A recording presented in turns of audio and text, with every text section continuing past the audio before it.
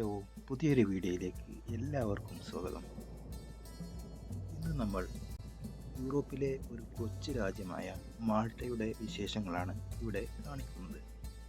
വളരെ മനോഹരമായ ഒരു കൊച്ചു യൂറോപ്യൻ രാജ്യമാണ് മാൾട്ട. മാൾട്ടയിലേക്ക് നമ്മൾ മലയാളികൾ പല പല ജോലി ആവശ്യങ്ങൾക്ക് പോകുന്നുണ്ട്.